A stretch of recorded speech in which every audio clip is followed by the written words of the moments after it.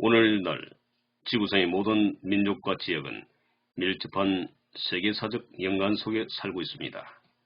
그러므로 세계 여러 민족의 역사와 문화를 이해하는 것은 우리 자신을 더욱더 정확하게 이해하고 이를 토대로 하여 더욱 바람직한 세계를 창조하는 길이 될 것입니다. 시간과 인간의 역사, 자연계의 모든 삼라 만상과 마찬가지로 인간 역시 시간의 지배 아래 존재하고 시간의 흐름 속에서 변화해 왔습니다.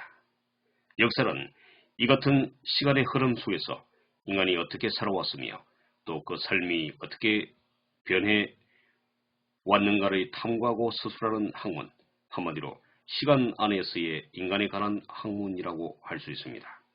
그런데 우리는 시간을 의례 과거, 현재, 미래의 세 범주로 구분하고 그중 역사 연구의 주요 대상 바로 과거라고 생각하고 있습니다. 그러나 이 같은 시간의 세 가지 범주는 실은 따로 떨어져 있는 별개의 것이 아니라 서로 긴밀하게 연관되어 있습니다. 현재의 매 순간은 시시각각 과거로 바뀌어가고 미래 또한 끊임없이 현재로 되어갑니다. 그리하여 흘러간 과거가 현재 속에 살아있고 현재는 끊임없이 새로운 미래를 창조하고 있는 것입니다. 그러기에 역사는 한낱 죽은 과거에 대한 지식을 쌓고 그 이야기를 엮어내는 데 그치지 않고 현재의 관점에서 과거를 새롭게 보며 거기에 생명을 불어넣어 현재 속에 과거를 되살려내는 가운데 비로소 올바르게 이해되는 것입니다. 역사 연구의 방법, 과거에 어떠한 일이 일어났는가를 알아내는 것은 주로 과거가 남겨놓은 흔적, 즉 기록과 유물을 통해서입니다. 그러나 흔적들은 우리가 생각하는 것처럼 그렇게 풍부하지도 않고 완벽하지도 않습니다. 특히 기록은 그것을 남긴 사람들의 이해관계나 편견에 따라 종종 왜곡되어 있긴 말입니다. 따라서 우리는 철저한 비판을 통하여 기록들의 오류나 허위를 드러내고 그 진실한 내용과 의미를 밝혀내야 하는 것입니다. 그러나 과거에 일어난 일을 알아내는 것만으로는 충분치 않습니다. 일어난 사실을 아무리 많이 안다고 하더라도 그것으로 과거를 제대로 이해할 수는 없기 때문입니다. 왜 그 일이 일어났으며 또 현재적 의미는 무엇인가를 설명할 수 있을 때 비로소 과거는 올바로 이해될 수 있습니다. 이렇듯 역사 연구는 과거의 사실들만이 아니라 그것들의 인과관계와 의미까지도 함께 밝혀내는 작업입니다.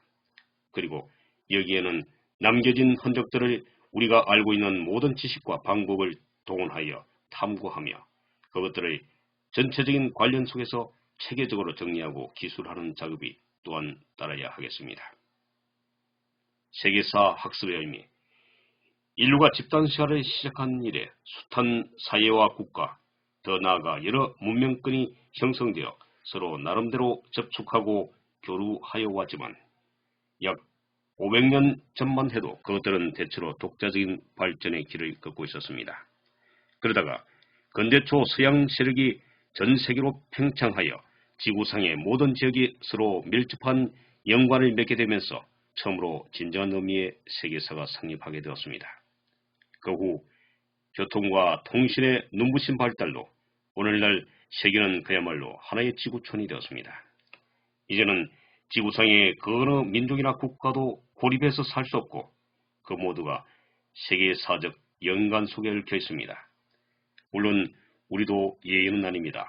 따라서 지구상의 여러 민족과 지역의 문화 전통을 이해하고 그것들이 서로 어떻게 연관을 맺으면서 오늘의 세계를 형성하였는가를 살피는 것은 바로 세계 안에서의 우리의 현재 위치와 상황을 올바르게 인식하는 길이요.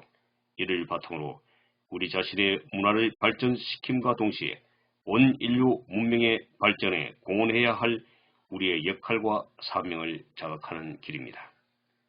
세계사를 학습하는 것은 오랜 역사를 통하여 인류가 창조하고 갖고 온 위대한 문화유산을 섭취함으로써 우리 자신의 삶을 더욱 풍요롭게 할 뿐만 아니라 한 걸음 더 나아가 더욱 바람직한 미래의 인류 문화를 창조하는 데 유용한 길잡이를 얻는 일이 되는 것입니다.